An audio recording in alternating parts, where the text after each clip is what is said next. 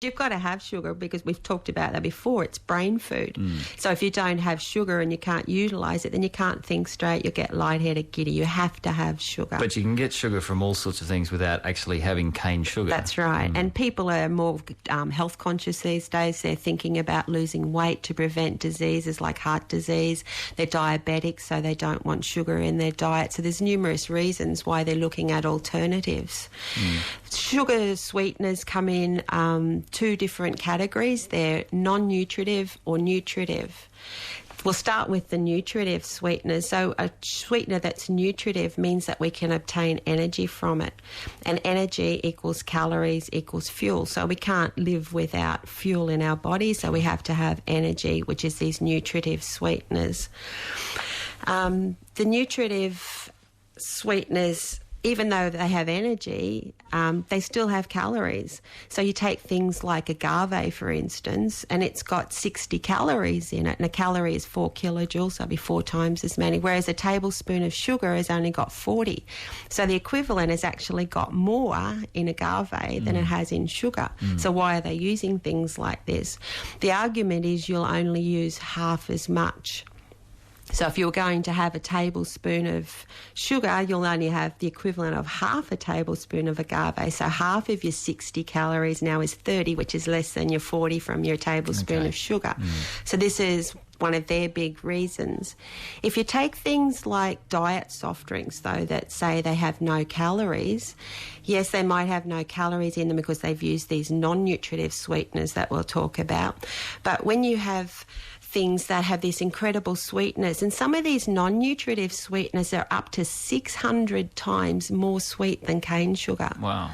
So you're getting this constant onslaught on your taste buds of this sweetness. And when you have this sweetness onslaught on your tongue, it actually makes you hungry. So you might consume less calories or no calories in your diet soft drink, but it's actually going to make you hungrier. So if you're trying to lose weight and you're having the diet soft drink to save your calories, it's then going to make you hungry and you're going to eat more calories, so you're not going to lose weight.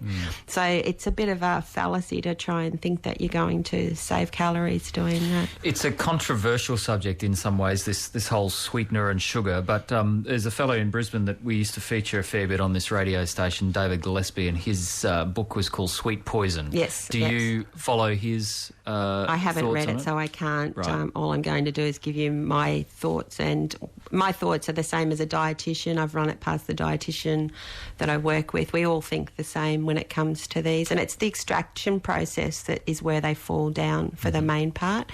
And as a dietitian or a naturopath or a nutritionist, we all believe that whole foods are where we should get our sugars from. So things like whole grains, fruits, vegetables, you can they all still break down to sugars. Yes, I was listening to this fellow David Gillespie, and I mean, in one part he made a lot of sense by saying that if you think about 150 years ago, we had very little sugar in our diet in terms of cane sugar. Yeah. You had sugar from the fruit that was available, but sometimes there wasn't that much fruit available anyway. So you got your sugar from whatever it might have been, your lactose from your milk, or your glucose from whatever it might have been. Yeah, and people like Atkins, like the Atkins diet, he actually says that fruit is very overrated.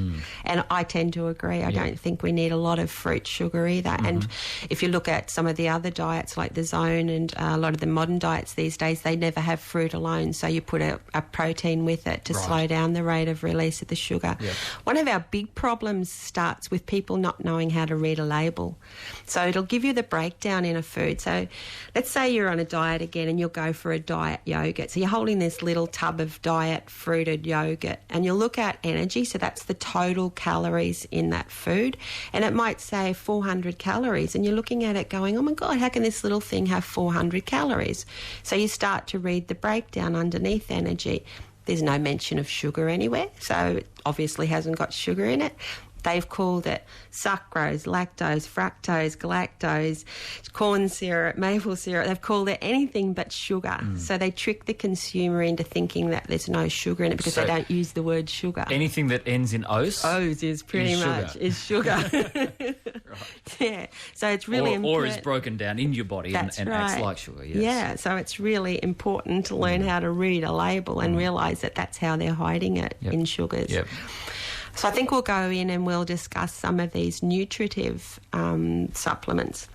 So sucrose is just sugar cane and sugar beets. That's a simple one. So it's still coming straight from sugar cane. Corn syrup. I have a lot of patients who'll say to me about, well, isn't corn syrup better because it's natural and it comes from the corn plant? They actually extract the they get the natural cornstarch, and they'll use acids and enzymes to break down that starch and into fructose. And cornstarch is actually anywhere between 40 and 90% fructose. And a lot of people have fructose intolerances. It's higher in some fruits than others too. Pears are actually quite high in fructose, and some wines are higher in fructose. The reason that they'll use corn syrup, or another reason, is because it's cheaper than sugar and it doesn't crystallise when it's frozen. So they'll use it in soft drinks and candies and lollies and things because of this ability to freeze it better. So corn syrup is a common thing that they will add to products rather than sugar itself. Yeah, right. Exactly. Okay. But like I said, they're using acids and enzymes to extraction, and it's a lot of these extraction methods that are the problem. Brown sugar is just white sugar with molasses added, and molasses is burnt sugar cane, and we say that anything is burnt is carcinogenic. So that's not, most people know not to use brown sugar anyway. Honey, people say, well, honey's natural. I'm a big believer in honey. Yeah. There's actually very little nutritional benefit to be gained from honey other than energy, which is your calories. So it's just using the enzymes that the bee produces to change that pollen from the plant into the nectar, but we're not really getting anything much from it other than calories. It's not really a food. It's a sweetener, yes. Is it any better or worse than, like if I have my porridge in the morning, is it better or worse to have a teaspoon of... Definitely better. ...of honey on rather than a teaspoon of white sugar? Definitely, yep. Maple syrup. This is an interesting... Comes from the maple tree, It comes from the maple tree, that's right. But most of the maple syrups that you buy in the supermarket aren't maple syrup. Sure. It's the same when I say to a person, It's not ice cream, it's ice confection. Yeah, you got it. That always got me. Yeah. So I'll say to a person, I'm going to put licorice in their herbal mix, and they go, oh, yes. And I go, no, your licorice that you buy is the sweet, is just aniseed and sugar, whereas the licorice, the root that I use in my herb, it's disgusting. It's not a very nice tasting herb at all. So maple syrup, a true maple syrup, is very expensive, and it's actually the sap that's heated and changed into a syrup. So yeah, it's natural, high in sweetness. Yep.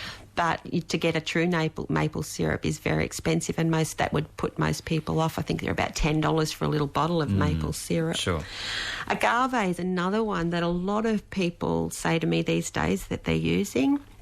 Agave is from the agave plant, and it's actually the same plant that tequila is made from. Really? And tequila is the fermented honey liquid that comes from the core of the agave plant.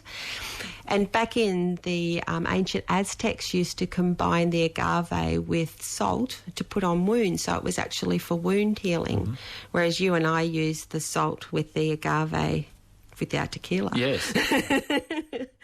for internal reasons. Yeah, exactly. So they process this syrup, and it becomes caramelized.